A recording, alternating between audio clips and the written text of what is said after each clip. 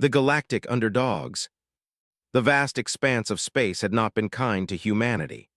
Once celebrated for their first tentative steps beyond their solar system, humans had quickly found themselves outmatched and outmaneuvered by the elder races that dominated the galactic landscape. The Drava Confederation, with their crystalline biotechnology, the Meridian Collective with their hive-mind computational prowess, and dozens of other advanced species had relegated humanity to the status of galactic footnote, barely worthy of mention in cosmic affairs. Admiral Kira Nakamura stood in the observation dome of Antarctica Base Omega, watching the Aurora Australis dance across the polar sky. Her weathered face, marked with the scars of earlier conflicts, remained impassive as she contemplated humanity's precarious position. For 2 centuries, Earth had suffered under crushing technological embargoes and resource restrictions imposed by the Galactic Council. Humanity's expansion had been deliberately stunted, their colonies limited to a handful of resource-poor worlds on the fringes of settled space. "Admiral, the project directors are assembled," said Lieutenant Commander Jackson Way, his tall frame silhouetted against the soft blue emergency lighting that bathed the underground facility. "Very well, Commander. Let's not keep them waiting." Nakamura's voice carried the weight of authority earned through decades of service to Earth's United Defense Force. They descended 13 levels below the Antarctic ice shelf to reach the heart of humanity's most closely guarded secret. The cavernous chamber housed the culmination of 50 years of clandestine research and development, the HSS Wraith, humanity's answer to generations of subjugation. The ship hung suspended in the enormous underground hangar, its obsidian hull absorbing rather than reflecting the spotlights trained upon it. At 600 meters in length, it wasn't the largest vessel in the galaxy by any measure, but its sleek, predatory lines suggested something the galaxy hadn't seen from humans before: lethal intent. "The Wraith will be ready for her maiden voyage within 72 hours, Admiral," reported Dr. Vikram Mehta, the project's lead engineer. His normally steady hands trembled slightly as he handed over the final systems report. "We've successfully integrated the phase shift drive and the graviton lance. The cloak has been tested at 99.8% efficiency." Admiral Nakamura nodded, scanning the report. "And the crew?" Captain Olivia Reeves stepped forward. Dark-skinned with silver-streaked hair cropped close to her scalp, Reeves had been hand-picked to command the Wraith. 200 of Earth's finest, Admiral. Training complete. Combat simulations at 94% success rate. We're ready." The briefing continued as each department head reported readiness. The plan had been decades in the making, born in the aftermath of the Battle of Proxima Centauri, where Earth's finest fleet had been decimated by Drava forces for the crime of attempting to establish a self-sufficient colony beyond Council-approved limitations. "Dr. Akafer, your weapons systems are the linchpin of this operation," Nakamura said, addressing the brilliant physicist whose theories had revolutionized humanity's understanding of quantum manipulation. Dr. Elias Akafer, a slender man with piercing eyes that reflected a mind constantly processing calculations beyond ordinary comprehension, nodded solemnly. "The graviton lance works by creating a localized disruption in spacetime. In layman's terms, it briefly creates a microfold in reality that affects only the target. Their shields, regardless of power, become irrelevant." "And detection?" asked Commander Y. "Impossible until fired," Akafer replied with quiet confidence. "The energy signature remains contained in subspace until the moment of impact." Admiral Nakamura allowed herself a rare, thin smile. "Then we have our advantage. The galaxy believes us to be primitive, backward, and contained. They've grown complacent in their superiority." The meeting adjourned with a sense of grim determination. This wasn't just another military operation. It was humanity's bid for survival and respect in a hostile universe. 48 hours later, alarms blared throughout Base Omega. Admiral Nakamura rushed to the command center, where tactical displays showed a Drava enforcement squadron entering Earth orbit. 5 vessels of increasing size, culminating in a dreadnought-class warship that dwarfed anything in Earth's authorized defensive fleet. They're demanding immediate access to inspect our facilities for prohibited technology development, reported Communications Officer Prisha Kapoor, her voice tight with controlled anger. They claim to have detected energy signatures inconsistent with our technological allowance. How many times does this make it this year? Nakamura asked rhetorically.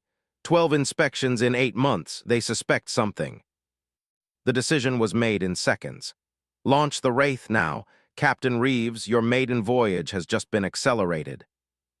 Within the massive hangar, organized chaos erupted as launch preparations compressed from hours to minutes. Captain Reeves and her crew boarded with practiced efficiency, while engineers made final adjustments to systems that would have ideally received days more testing. Antarctic weather stations report a severe electromagnetic storm, announced Commander Wei, initiating the cover story that would explain any unusual readings detected during launch. All surface communications experiencing interference. The vast ceiling of the underground hangar began to retract, revealing a vertical tunnel ascending through 2 kilometers of Antarctic ice. A launch tube hidden in plain sight beneath a research station officially dedicated to climate studies. Wraith ready for vertical ascent, Captain Reeves reported from the bridge. All systems nominal, cloak standing by. Godspeed, Captain, replied Admiral Nakamura. Remember your objectives. This is not just a test run anymore, it's our first strike. The Wraith rose silently through the launch tube, its revolutionary propulsion system leaving no heat signature, no thrust emissions. As it cleared the surface, emerging into the howling Antarctic blizzard, the vessel's cloak engaged, rendering it completely invisible to all known forms of detection. In high orbit, Commander Zalthar of the Drava Enforcement Squadron observed Earth with contempt. These humans had always required regular reminders of their place in the galactic hierarchy. His orders were clear. Conduct a surprise inspection of Earth's research facilities, confiscate any unauthorized technology, and make an example of the scientists responsible. Scans show unusual energy fluctuations in the southern polar region, reported his sensor officer, consistent with experimental shield technology. Zalthar's facial spines flared with satisfaction. Predictable. These humans never learn. Prepare landing craft and inform the Council that we found evidence of prohibited research. Commander, I'm detecting an anomalous reading at coordinates. The sensor officer never completed his report as the bridge of the Drava flagship suddenly decompressed into vacuum. The graviton lance fired by the invisible Wraith had punched through the dreadnought's advanced shields as if they didn't exist, creating a precise 2-meter hole that cored through multiple decks. Emergency force fields failed to deploy quickly enough as cascading system failures spread throughout the massive vessel. Captain Reeves watched dispassionately from the Wraith's bridge as the Drava flagship listed in orbit, secondary explosions blooming along its hull. Target their propulsion systems next, she ordered calmly. Disable but don't destroy the smaller vessels. The Wraith's weapons officer, Lieutenant Hikaru Tanaka, executed the command with surgical precision. 4 lances of invisible force struck the remaining Drava ships, severing engines from hulls with microscopic accuracy. Enemy communications disabled, reported Lieutenant Kapoor. They managed a partial distress signal before we cut them off. Good, Reeves replied. We want survivors, we want witnesses. On Earth, Admiral Nakamura watched the operation unfold with grim satisfaction. Decades of planning, of working in secret while enduring humiliation and restrictions, had culminated in this moment of perfect execution. The Drava flagship is breaking up in orbit, Commander Wei reported. The other vessels are disabled but intact with life support functioning. Nakamura nodded. Begin Phase 2. Captain Reeves, you have new coordinates. The Wraith slipped away from Earth orbit, undetected by any of the monitoring stations established by the Galactic Council to keep humanity contained. Its destination, Drava Prime, the homeworld of humanity's most oppressive overseers. In the ship's engineering section, Dr. Maida monitored the phase shift drive with intense concentration. The revolutionary propulsion system bent spacetime in ways theoretically impossible according to galactic scientific consensus. "Drive performing beyond expectations, Captain," he reported to the bridge. "We'll reach the Drava system in 17 hours." Throughout the ship, the human crew worked with quiet efficiency, aware they were making history. For most, this mission represented their first journey beyond the solar system.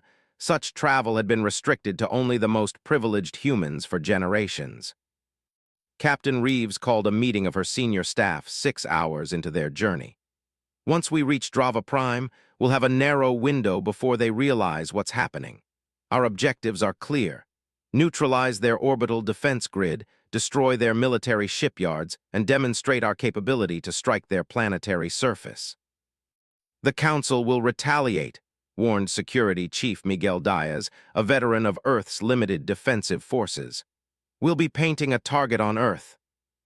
"Earth has been a target for 200 years, Reeves replied. "The difference is that now we can fight back. Admiral Nakamura has contingencies in place. This isn't a single strike, it's the beginning of humanity's liberation." As the Wraith traversed the vast distance to the Drava home system, similar vessels, 6 in total, emerged from hidden facilities across Earth and its moon. The Silent Fleet, humanity's secret armada, deployed to predetermined positions throughout human space, ready to defend Earth's colonies and strike at key points across Council territory. On Drava Prime, Chancellor Valakis received the fragmented distress signal from Earth with disbelief. The humans had never dared to resist inspection before, let alone attack an enforcement squadron. He immediately convened the Supreme Command, suspecting this might be some isolated act of terrorism rather than organized resistance. "Increase surveillance on all human worlds," he ordered. "Deploy the Third Fleet to Earth and prepare punitive measures." His military advisor, General Threck, expressed caution. "Chancellor, the signal mentioned advanced weapons technology. Perhaps we should." "The humans are primitive scavengers," Valakis interrupted dismissively. "Whatever advantage they've managed will be short-lived. They must be reminded of their place." 17 hours after leaving Earth, the Wraith dropped out of phase shift on the edge of the Drava system, still cloaked and undetectable. Captain Reeves surveyed the tactical display showing dozens of warships and the massive orbital defense platforms protecting Drava Prime. "Begin approach," she ordered. "Weapons locked on primary targets. Let's show the galaxy what happens when you push humanity too far." The Wraith accelerated toward the heart of the system that had orchestrated humanity's subjugation for generations. The reckoning had arrived, and the galaxy was about to learn that humanity's apparent weakness had been its greatest deception. The Empire strikes back. The Drava homeworld's night sky erupted with blinding flashes as their orbital defense platforms disintegrated one after another. On the planet's surface, Chancellor Valakis stared in disbelief at the emergency holographic display. Something impossible was happening. Their most advanced detection systems showed nothing, yet their defenses were being systematically destroyed. "What is this?" he demanded, facial spines fully extended in distress. "How are they bypassing our sensors?" General Threck's normally commanding presence seemed diminished as he struggled to explain the inexplicable.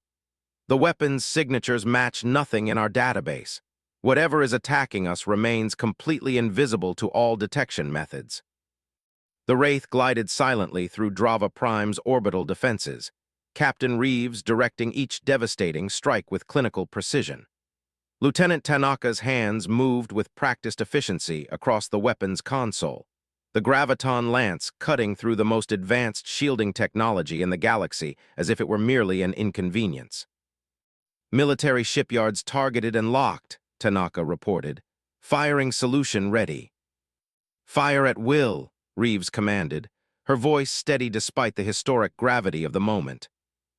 Across the vast orbital shipbuilding complexes that had produced the vessels used to enforce humanity's subjugation, pinpoint graviton strikes severed critical structural supports and power networks. The destruction wasn't indiscriminate. It was surgical, calculated to maximize military impact while minimizing civilian casualties. This wasn't a mission of vengeance, but a demonstration of power and intent.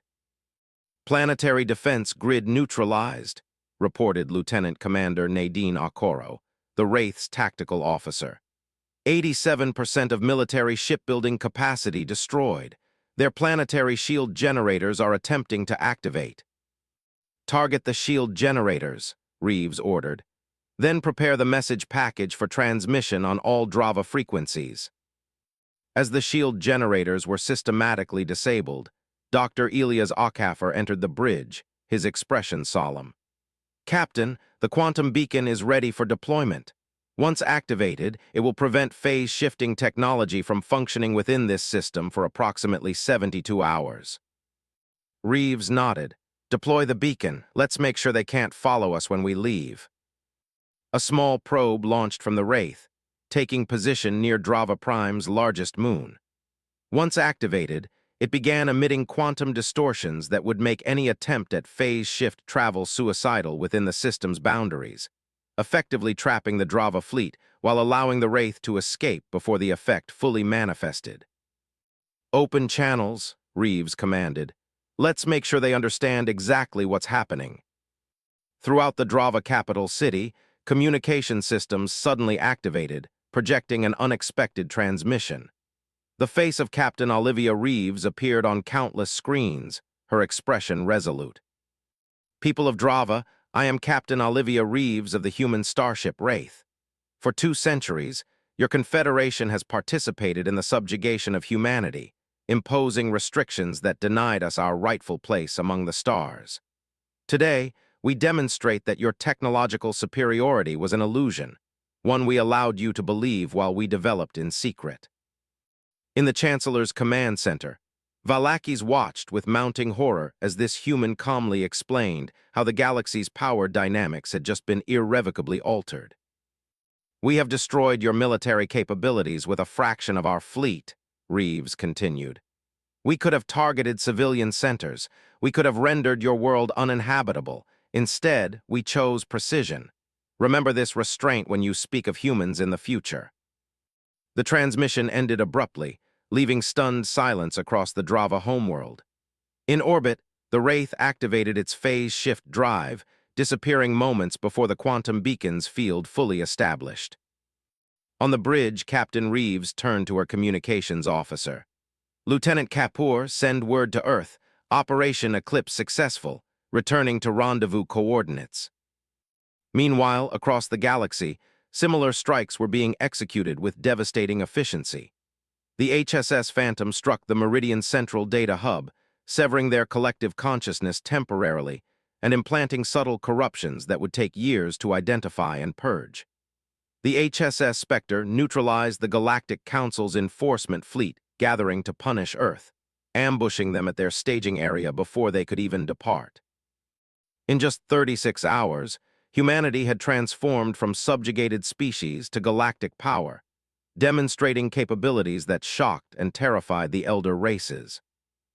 At Base Omega, Admiral Nakamura received the reports with grim satisfaction. The first phase had succeeded beyond expectations.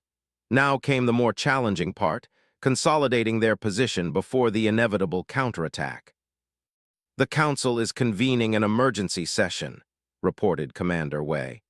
Our intelligence suggests they're in complete disarray. The Drava are demanding immediate action while the Meridians are advocating caution.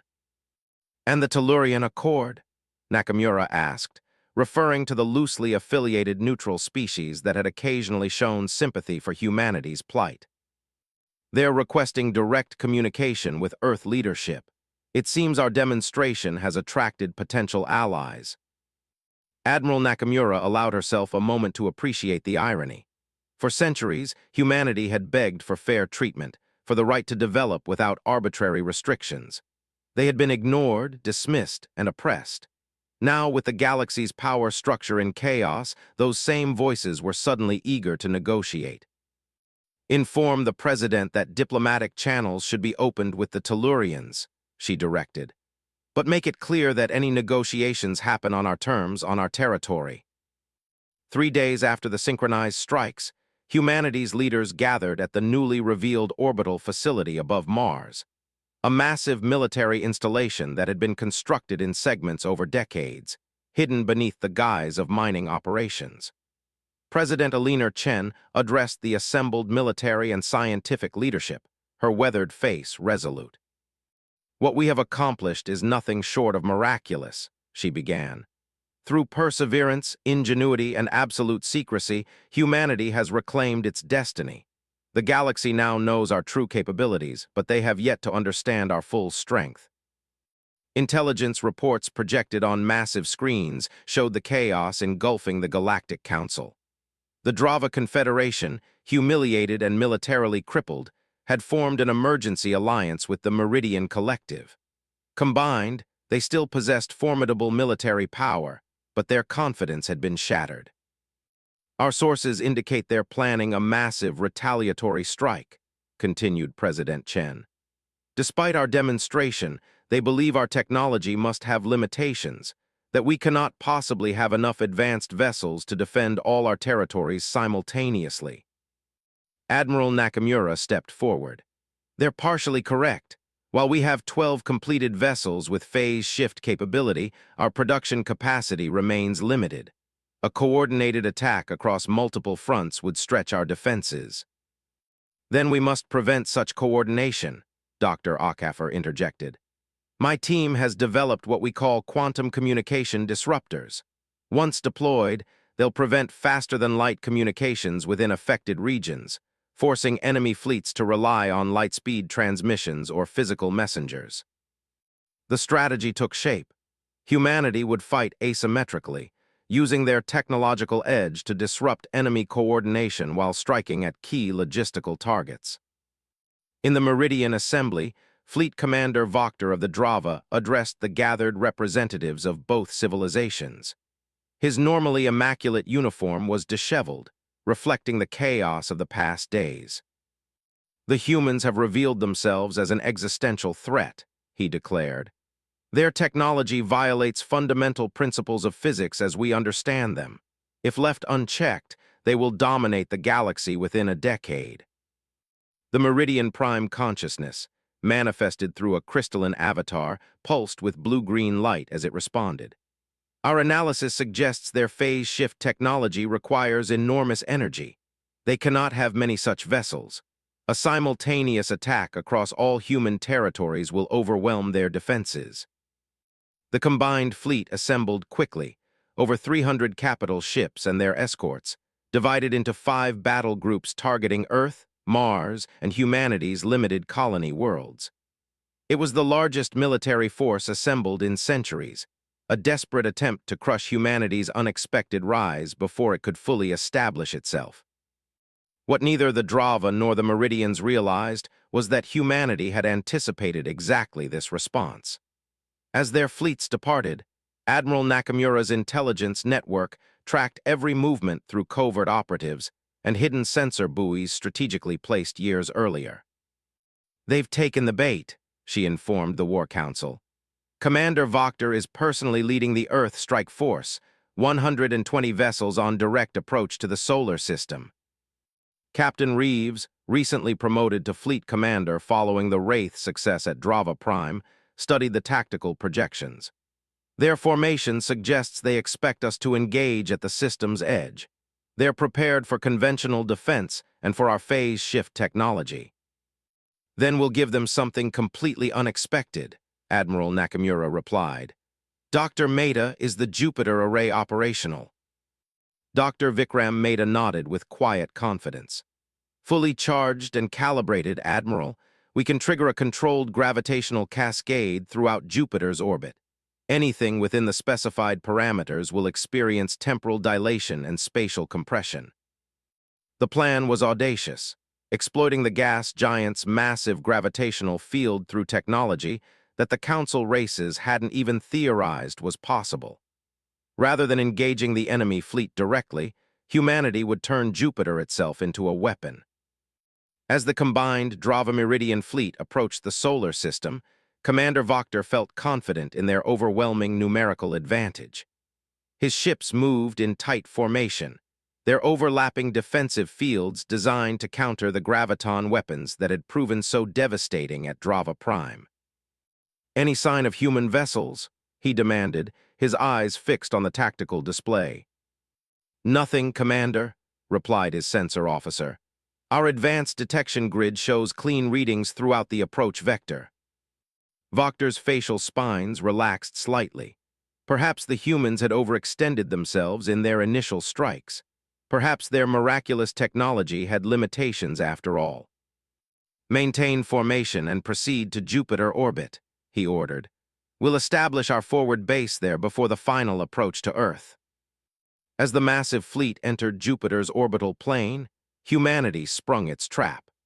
Dozens of previously dormant satellites embedded in the gas giant's outer atmosphere suddenly activated, generating a complex interference pattern that manipulated the planet's already immense gravitational field.